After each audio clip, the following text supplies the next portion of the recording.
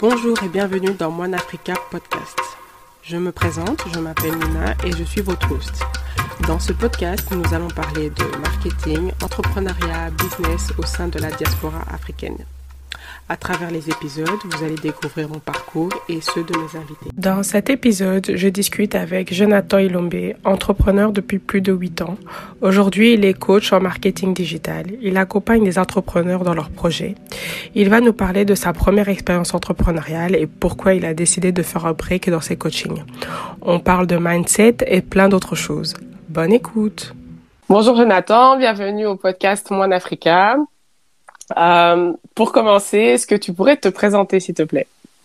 Ok, donc moi du coup c'est Jonathan Ilombe, j'ai 28 ans, je suis entrepreneur depuis un peu plus de 8 ans et ça fait 4 ans que je suis réellement dedans. Euh, j'ai eu une agence web et puis une agence de marketing digital. Euh, j'ai été coach pour entrepreneurs qui ont des projets en lien avec le digital pendant les 3 dernières années. Mhm. Et à côté, pour bien clôturer le tout, j'ai une agence de gestion de valeur. Ok, super, merci. Et est-ce que tu pourrais nous en dire un peu plus sur ton parcours professionnel et scolaire aussi, s'il te plaît? Ok, d'accord. Bon, ça fait un peu cliché, mais j'étais j'étais un bon élève en primaire. En Ok. secondaire, tout s'est dégradé.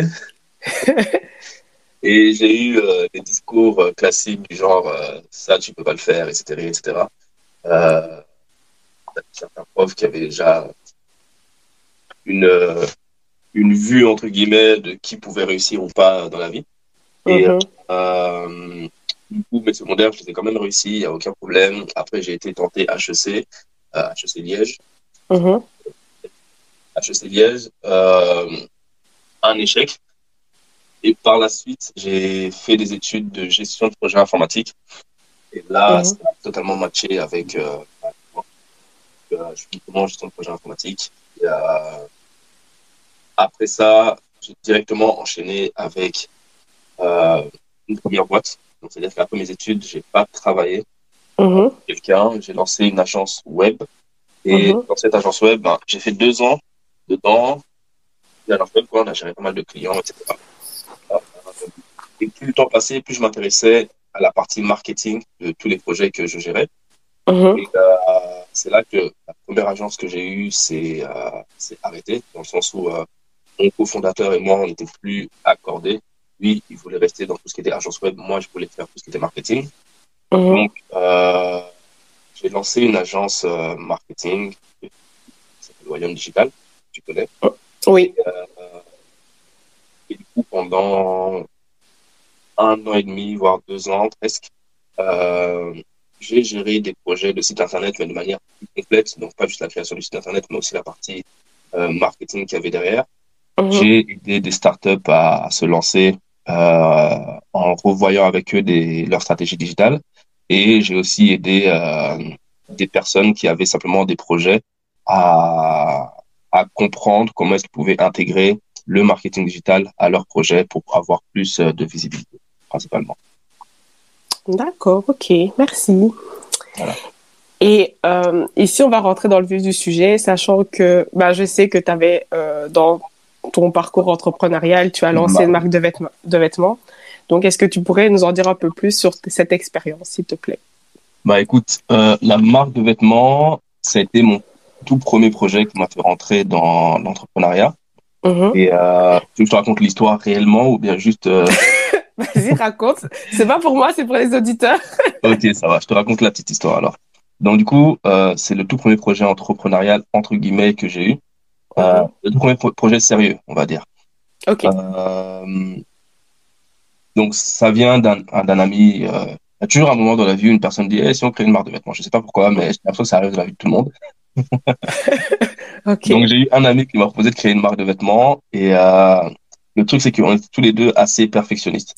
Donc on voulait Mhm. pas juste faire quelque chose comme les autres.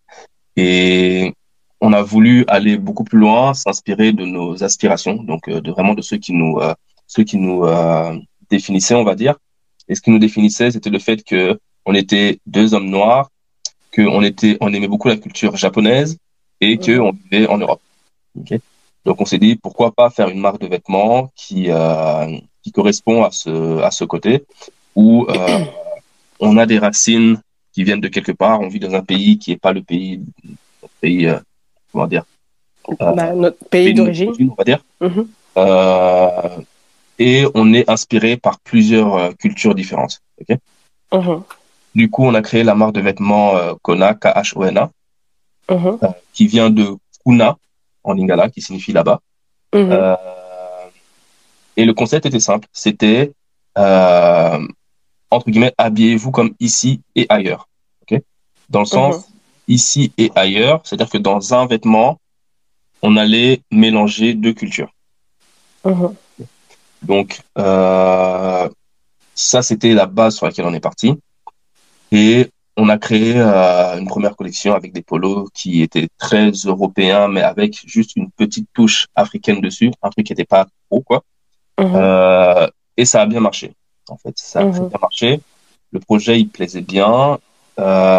Et pour le parcours du projet, si ça peut inspirer d'autres personnes, eh ben, ce qu'on a fait, c'est que d'abord, on a un peu galéré à gauche, à droite, comme tout le monde, à chercher le pourquoi du comment, qu'est-ce qu'on devait faire, qui pourrait être fournisseur, etc., etc. Après, quand ça s'est stabilisé, on a pu aller voir des incubateurs de start-up et Mhm. leur expliquer le concept du projet.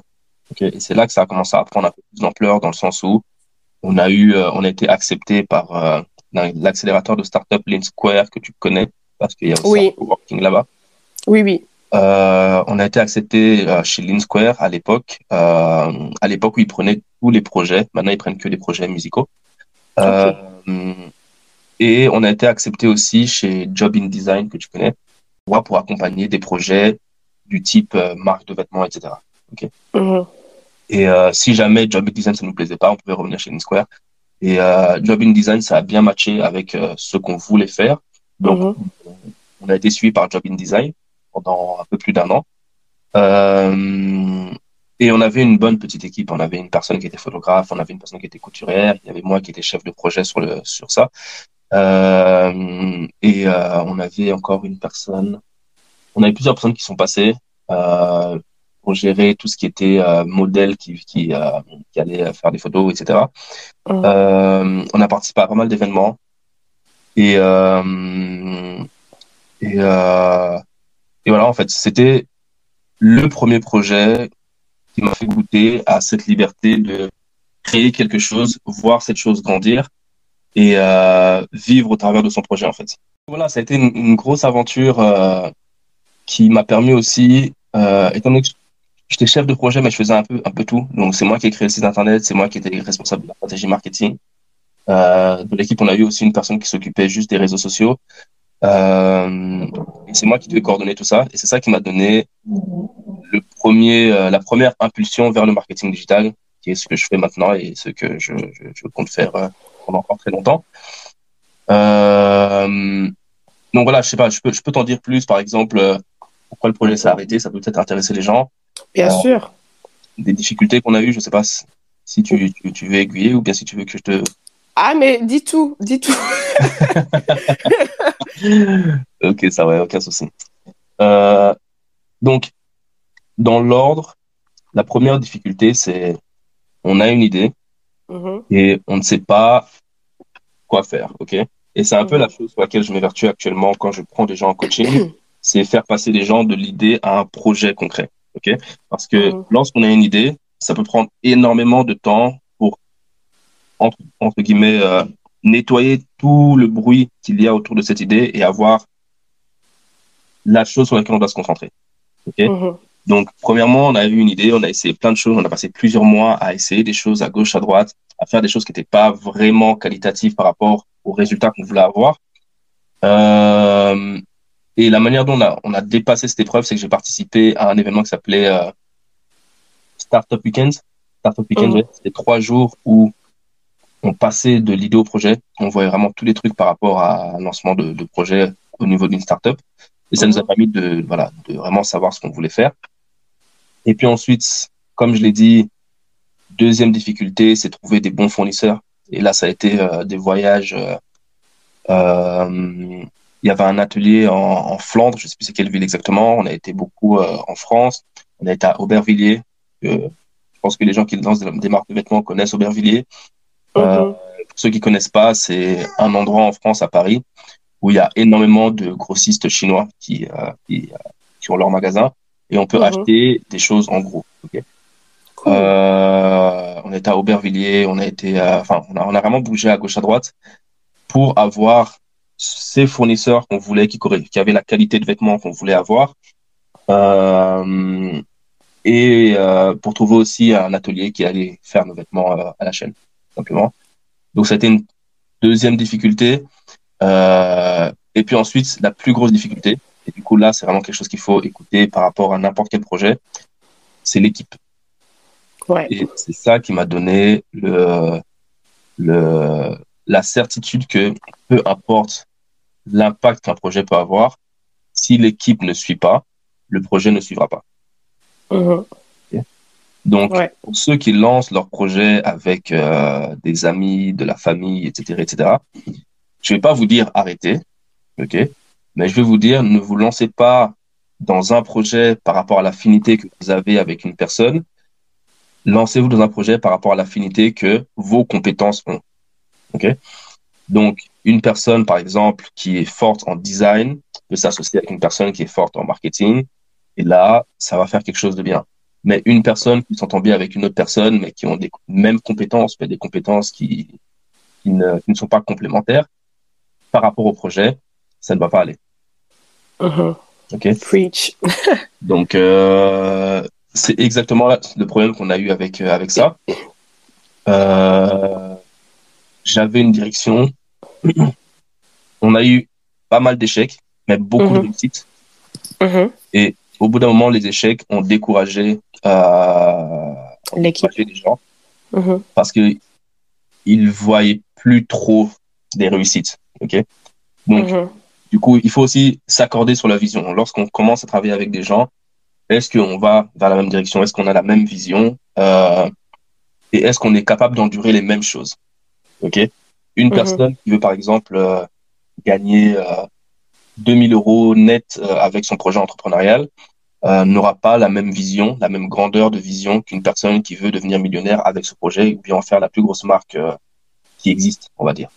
Ouais, ouais, Ok. Donc, clairement. obligatoirement, la quantité d'échecs acceptables et de sacrifices faisables entre ces deux personnes est totalement différente. Mhm. Donc, lorsqu'on est en équipe avec quelqu'un, il faut vraiment s'accorder au début, comme si c'était une relation, parce qu'en fait, c'est des personnes qu'on va fréquenter tout le temps. Il Ouais. faut s'accorder sur les valeurs qu'on a, la vision qu'on a, où est-ce qu'on va aller ensemble. Ok. Ouais. Et voilà, ça, c'était la plus grosse leçon que j'ai eue de cette marque de vêtements, sans regret, hein, ou bien sans animosité quelconque avec les personnes avec qui je travaillais. On avait juste des visions différentes et des capacités de sacrifice différentes. Euh, Mhm. mais ça m'a servi pour le reste. Donc, c'est-à-dire que ce projet m'a permis, d'un côté, de savoir que j'étais grave attiré par le digital, Ouais. de savoir que je voulais entreprendre et que c'était vraiment cette chose-là que je voulais faire dans ma vie. Et, Ouais. de faire mes études en marketing digital, enfin, en gestion de projet informatique, c'est par là que j'ai commencé. Donc, ça m'a permis de développer un petit peu la personne que je suis maintenant, quoi. Ok, cool. Et alors, aujourd'hui, euh, qu'est-ce que tu fais concrètement chez Walian Digital? Pour être transparent avec toi, pour le Mhm. moment, Wallet Digital est en pause. Ok. Ok. C'est en pause. Et je vais t'expliquer pourquoi ça a sans doute intéressé les auditeurs. Surtout que je suis en Mhm. train de preach autour de ça en ce moment. Ok. Vas-y. Ok. Euh, Walion Digital, j'avais décidé d'arrêter de faire tout ce qui était prise de clients depuis le mois d'août. Ok. Donc, j'ai fini mes Mhm. derniers contrats, etc., mes derniers engagements avec les clients. Et puis ensuite, j'ai arrêté. Ok. Ok. Euh, et comme par hasard, après, j'ai eu énormément de demandes, gens à qui j'ai dû dire non. Et je dis pas ça par hasard ou bien juste pour le dire. C'est aussi pour dire, voilà, une fois qu'on prend une décision, on décide de s'engager sur une voie, euh, faut pas se laisser distraire. Parce qu'il y a toujours des gens qui vont te proposer de repartir sur la voie d'avant, etc., des trucs qui seront tentants. Mais j'étais déterminé à rester dans tout ce qui était coaching parce que c'est vraiment ça qui m'animait. Mhm. Euh, mais il y a eu un élément perturbateur depuis un mois et demi, plus ou moins maintenant. Mhm. qui sont les NFT, ok, Non-Fungible Token, euh, qui je regardais de loin, je me disant, il y a une énorme hype sur ce genre de truc, je comprends pas trop, mais voilà, ça a l'air intéressant. Et vu que je suis du domaine du digital, je me suis dit, bon, je vais quand même m'y intéresser parce que bah, c'est le digital, et surtout parce que Gary Vee, que tu connais sans doute, Oui, oui, oui. voilà, Ouf. je me suis rendu compte ces 3 dernières années qu'à chaque fois qu'il disait que quelque chose, il fallait s'y intéresser, bah, il fallait vraiment s'y intéresser, tu vois. Non, non, c'est Ok. vrai. Il avait dit TikTok bien avant tout le monde. Et je disais, mais qu'est-ce que je vais faire sur TikTok? Et puis j'ai vu TikTok exploser. Bref, Ouais, incroyable. TikTok aujourd'hui, bon, moi, je comprends encore rien, mais je regarde de loin. Mais ça a totalement explosé TikTok. Et si je l'avais écouté à ce moment-là, je me serais dit, voilà, quoi. Il est il a une bonne analyse de ce qui se passe par rapport à certaines applications et par rapport à certaines tendances. Ouais, je Et trouve aussi. du coup, j'ai commencé à m'intéresser aux NFT, pas particulièrement par le biais de Gary Vee, mais je l'ai écouté par la suite. Donc, je m'intéresse à ça et je me rends compte en fait que c'est totalement en accord avec le futur du marketing digital. Est-ce que tu peux nous dire un peu plus sur les NFT, s'il te plaît? Ok, les NFT, c'est quoi? NFT, ça signifie Non-Fungible Token et c'est simplement le fait de lier quelque chose à la blockchain. La blockchain, c'est juste un carnet dans lequel il y a des informations qui sont enregistrées. Telle personne détient cette chose-là, telle personne a envoyé cette œuvre d'art-là à quelqu'un, telle personne a envoyé autant de Bitcoin, par exemple, à telle personne. Mhm. Euh, donc, ça permet d'enregistrer dans la blockchain l'appartenance de quelque chose. OK? Donc, quand on sait que cette chose-là appartient à cette personne-là, ben, on le sait et c'est figé. OK? Mhm. Donc, grossièrement, c'est ça, les NFT. Ok. Et l'application que ça peut avoir dans le digital, c'est, imagine, tu crées une collection de vêtements exclusifs. Eh bien, chaque vêtement peut être lié à un NFT.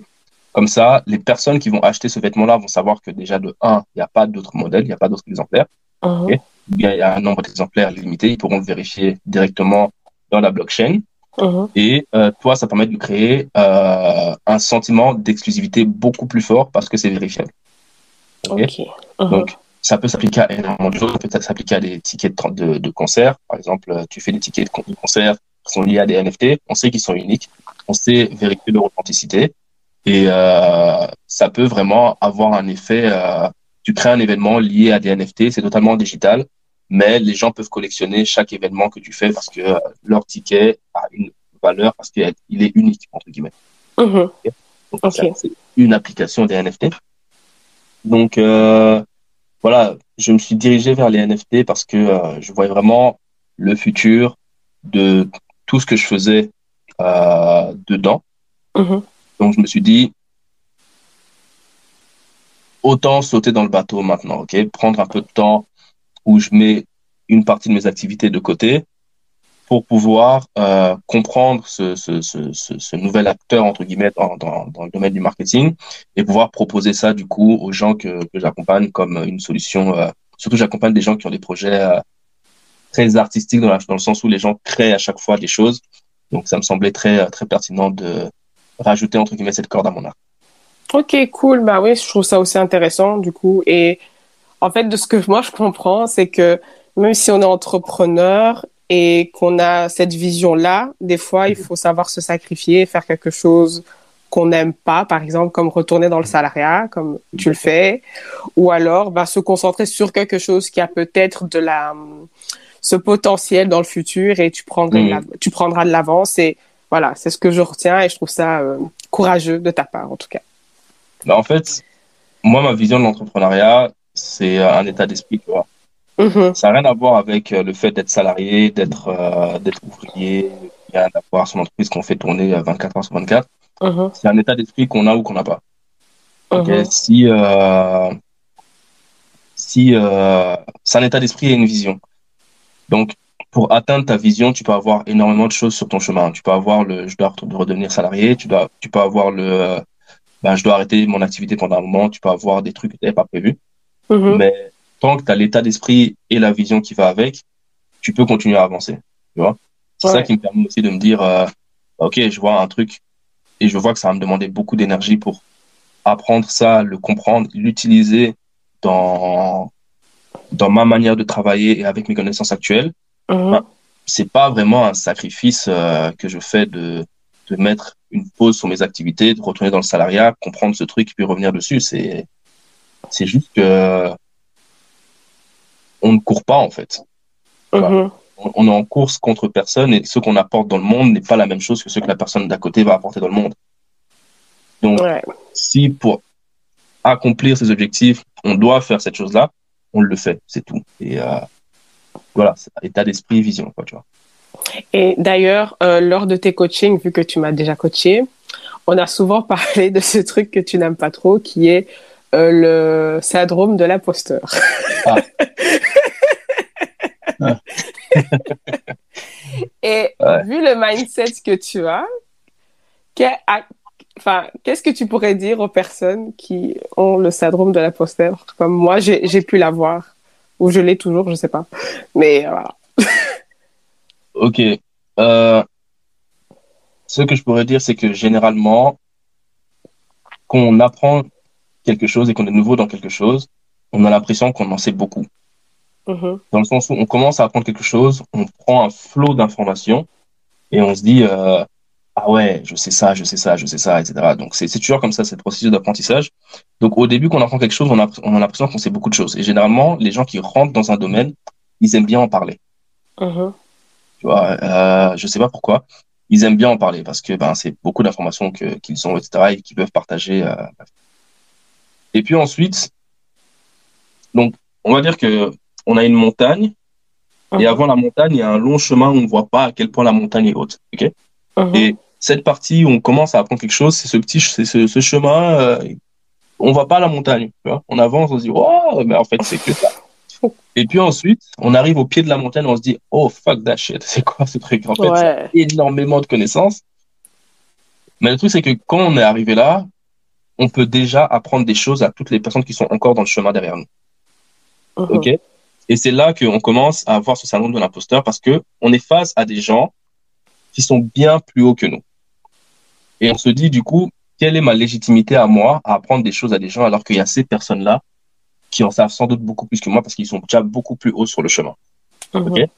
Mais on oublie de regarder derrière nous et on oublie qu'il y a un moment où nous aussi, on a appris des choses. OK? On a Mhm. appris des choses de zéro et que entre ce zéro et ce un qu'on a, donc l'endroit où on est actuellement, eh ben, il y a un chemin et des apprentissages à apprendre, des apprentissages qu'on peut nous apprendre à d'autres personnes. OK? Mhm. Donc, du Mhm. coup, le syndrome de l'imposteur, généralement, quand on l'a, c'est que on est conscient qu'on a encore beaucoup de choses à apprendre. Et quand on est conscient qu'on a encore beaucoup de choses à apprendre, c'est qu'on a déjà appris pas mal de choses. Donc, il n'y a pas besoin de stresser par rapport à ça. True. C'est vrai. C'est vrai. Voilà. Merci beaucoup pour cette belle réponse. Et donc, j'ai une autre question pour toi. Quels sont tes objectifs pour les 5 prochaines années avec Walian Digital? Bah, déjà, je vais te décevoir. Je fixe pas des objectifs sur 5 ans. OK. Ben, c'est bien. C'est bien. Comme ça, tu sais. Euh, D'un côté, c'est lié au Covid, qui nous a Oui. montré qu'on ne sait jamais vers quoi le monde y va et que 5 années, c'est long. Oui. Euh, je me fixe des objectifs à l'année et que je découpe en 3 mois. Ok, donc Ouais, c'est vrai moi, ça. Tu nous l'as appris en coaching aussi. voilà, exactement, exactement, Dina. Donc c'est une manière comme une autre. Il y a des gens qui fixent des objectifs sur 3 ans, sur 5 ans, etc. Moi, je fixe sur un an. C'est plus facile vu que je travaille moi-même. J'ai pas besoin de projeter d'autres personnes dans un avenir très lointain. Mhm. Euh, Mon objectif, là, premièrement, c'est de très très bien comprendre tout ce qui est NFT Mhm. et de pouvoir faire la liaison entre les connaissances que je vais avoir et les connaissances que j'ai actuellement en termes de copywriting, de marketing digital, de tunnel de vente, etc., etc., et lier Mhm. les deux. Et pour ce faire, j'aimerais bien rentrer dans une équipe qui va lancer un projet NFT. Ok. Mhm. La première étape, elle est faite dans le sens où je suis rentré dans l'une des plus grosses communautés de NFT francophones en tant que modérateur. Donc, du coup, j'aiguille les gens, je leur dis ce qu'ils peuvent faire, ce qu'ils peuvent pas faire, etc., au sein de la communauté. Mhm. Et j'essaie de gravir les échelons, ce qui me permettra, en fait, à nouveau d'être une personne qui ne sait pas et qui apprend. OK? Et une Mhm. fois que j'aurai atteint cet objectif de réellement bien comprendre cet univers et de réussir à faire cette liaison, je pourrais proposer non seulement des coachings à des gens par rapport à ça, mais Mhm. aussi monitorer des projets qui ont un lien entre le marketing digital, les NFT, etc. Et voilà, d'ici fin 2022, c'est vraiment mon objectif, bien maîtriser ce monde en fait qui s'ouvre à nous, on va dire, Mhm. et faire le lien entre Cool, cool, cool. Et dernière question, enfin non pas dernière question, quels sont les conseils que tu peux donner à quelqu'un qui veut se lancer dans un projet digital comme une agence ou une plateforme digitale? Ok, je pense que tu connais la réponse sans doute. Ouais, je Euh, vois un peu. le premier truc, c'est de savoir pour qui on fait ça. Mhm. C'est le truc le plus important. Je peux raconter une petite anecdote. Euh, j'ai travaillé avec une startup qui a levé, je pense qu'ils ont levé au moins 1,5 million Mhm. pour leur projet. Donc, ils avaient les fonds pour faire ce qu'ils devaient faire, etc. Quand j'ai commencé à les suivre, leurs clients étaient totalement flous. OK? Ok, ok. Ils savaient pas pour qui ils travaillaient. Et ils savaient pas qu'ils savaient pas pour qui ils travaillaient. Et je vais Oh. m'expliquer un peu par rapport à ça, dans le sens où ils ont défini une cible au début en se disant, OK, notre cible, c'est ça. Mais ils n'ont pas fait un travail en profondeur dans le sens où, quand on définit sa cible pour la première fois, c'est une estimation par rapport à ce qu'on fait. On se dit, OK, c'est ces personnes-là qui vont être intéressées, etc., etc. Mais on se rend très vite compte, en fait, que cette cible n'est pas réellement la cible. Dans le sens Mhm. où, entre l'estimation et la réalité, il y a toujours un gap qui est énorme. Mhm. Ok. Et si on ne prend pas le temps, en évoluant dans son aventure, de remplir les cases manquantes pour que cette cible-là soit vraiment, comment dire, euh, soit vraiment fidèle à la réalité, bon, on se retrouve avec quelque chose qui est totalement déconnecté. Et du coup, on travaille pour vendre quelque chose à des gens qui n'existent pas, entre guillemets, ou Mhm. bien qui ne Ok, ouais. s'intéressent pas à ce qu'on fait. Ok. Ouais, je vois clairement, ouais. Donc, ils avaient défini une cible, mais avec le temps, leur cible aurait dû évoluer. Donc, ils mettaient en place énormément d'actions marketing, ils dépensaient énormément d'argent pour se rendre compte, en fait, quand je suis arrivé, que ils faisaient ça un peu dans le vent et que c'était Mhm. pas eux qui s'intéressaient à ce qu'ils faisaient. Donc, il a fallu refaire le travail. Et ça veut dire que peut-être que vous vous dites actuellement, j'ai peut-être pas assez de budget pour mon projet, j'ai peut-être pas assez de ressources, j'ai pas assez de connaissances, etc., etc. Mais d'une manière logique, euh, et je trouve que c'est bien fait, les efforts et les ressources dont on a besoin dans un projet entrepreneurial, trois quarts du temps, sauf les gros projets qui ont directement besoin de plusieurs millions, Mhm. les ressources dont on a besoin évoluent avec le projet. Ok. Au début, Ouais, on doit juste comprendre qui va utiliser notre produit ou service. ouais, Ok. c'est clair, ouais. Et Mhm. puis ensuite, à partir de qui va utiliser notre produit-service, là, on peut faire sortir un besoin. OK? Et à Mhm. partir de ce besoin, on peut commencer à partir de ce besoin et de cette personne, on peut commencer à réfléchir à qu'est-ce que je vais faire. Mais il y a beaucoup de personnes qui se disent, je vais faire ça. Et puis ce je vais faire ça, ils vont essayer de le lier à des gens en se disant, je crois. OK? Mais ils ont déjà dépensé de l'argent et du temps à faire quelque chose sans avoir analysé qui a besoin de ça. Et puis ensuite, je vais faire ce truc-là parce que ces gens en ont besoin. Tu vois, Ouais, je ouais. sais pas si c'est clair. Oui, si, c'est très clair. Mais voilà, c'est vraiment premier conseil, commencez par définir qui est votre persona, ce Mhm. qu'on appelle ça, votre avatar client, votre client idéal, Ouais, ouais. bref. Je pense que maintenant il y a assez de synonymes. Ouais. Mais c'est vraiment ça, c'est vraiment savoir à qui on vend les choses et puis ensuite qu'est-ce qu'on leur vend, quoi. Et pourquoi on leur vend ça. Ok, nice. Et t'as d'autres conseils ou c'est le Ah, j'en ai principal? beaucoup, hein. Ok, ça va. Alors, c'est bon, on va s'arrêter J'en là. ai beaucoup, hein. On peut partir sur une session de 3 heures de coaching. Et alors, ici, j'ai une autre question, mais ça n'a rien à voir avec avec le digital. Mais souvent, quand on lance un projet, que ce soit comme le tien, le mien, etc., euh, souvent l'entourage joue beaucoup sur, Mm. euh, sur notre état d'esprit. Et je voulais savoir si toi, ton entourage t'a soutenu ou pas, si c'était positif ou négatif. Quelle a été la réaction de ton entourage pour tes divers projets entrepreneuriaux? Ouais, je pense que le mot est correct. Ok.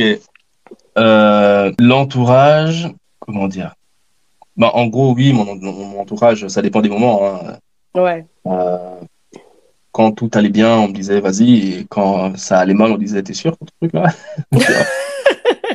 Mais je suis pas de ceux qui disent oui, enfin des trucs un peu trash là, oui, ils m'ont pas soutenu, donc du coup, machin. Calme-toi, garçon, on va aller, Mhm. tu vois.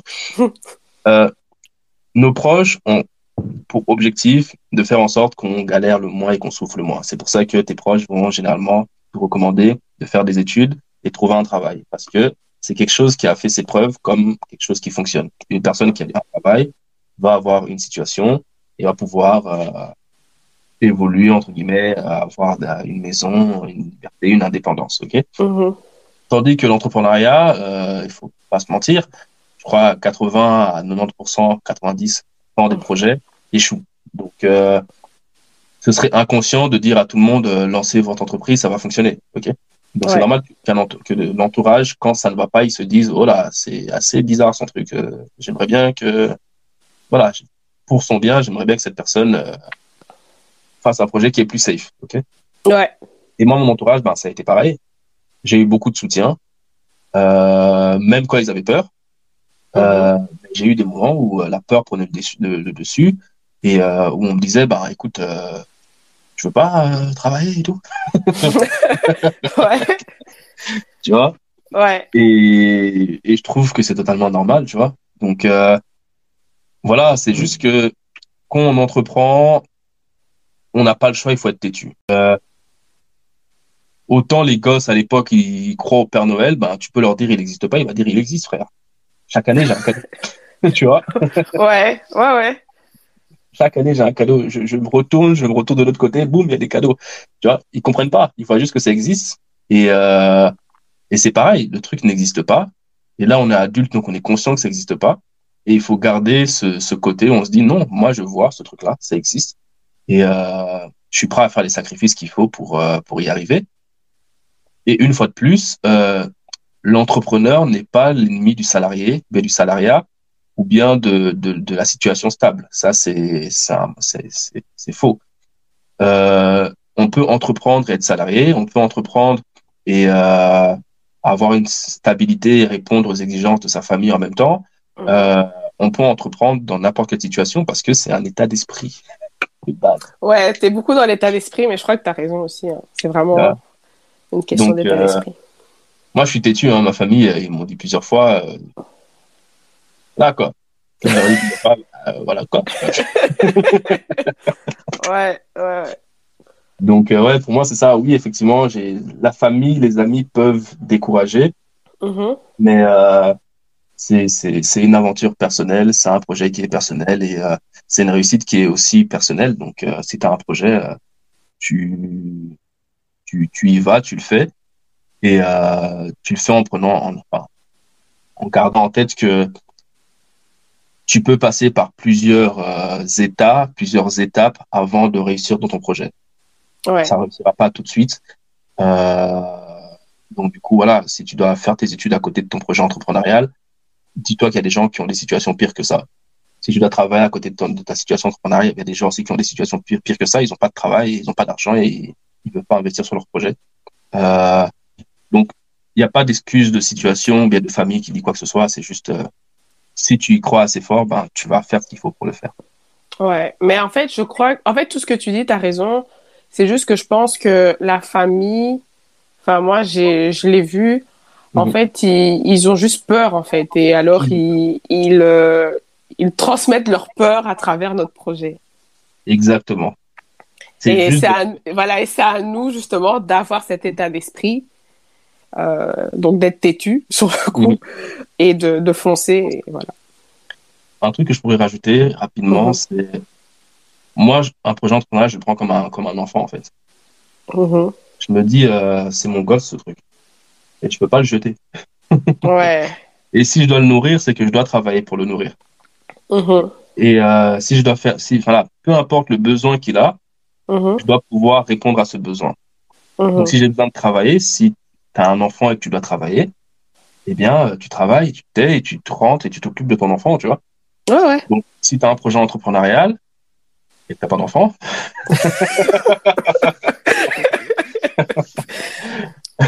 Parce que eh ça va être ben, difficile avec les deux, mais oui. là, tu as deux projets entrepreneuriaux. Là, du coup, ce que tu fais, c'est que ben, tu travailles et à côté, tu as ton projet. Si tu travailles pas et que tu es à 100% sur ton projet, ben, tu es à 100% pour qu'il puisse vivre. Et si les gens te disent je crois pas en ton enfant, tu dis what the fuck, je m'en fous, tu vois. Ben toi tu y crois, tu vois, tu crois en ses capacités, etc., etc. Donc il y a un parallèle à faire entre les deux. Mhm. Euh, donc ouais, mais ouais, la famille elle a peur et c'est normal qu'elle ait peur. Et quand j'aurai des enfants, ça se trouve ils vont lancer un projet, je vais regarder leur business model, je veux dire il est éclaté son projet, tu vois. Je crois pas du tout. Et il Bon, faudra pouvoir j'espère le pas dire, tu quand vois. même, mais bon, T'as dit oui, je quoi? comprends. J'espère pas pour toi, mais bon, ouais, je comprends. Ouais, moi j'espère qu'ils auront un bon business plan, hein, parce que sinon je vais leur Ouais, non, t'as raison. Ouais, donc voilà, tout le monde, dernière phrase vraiment, on peut pas euh, obliger les autres à avoir le même niveau d'exigence que nous.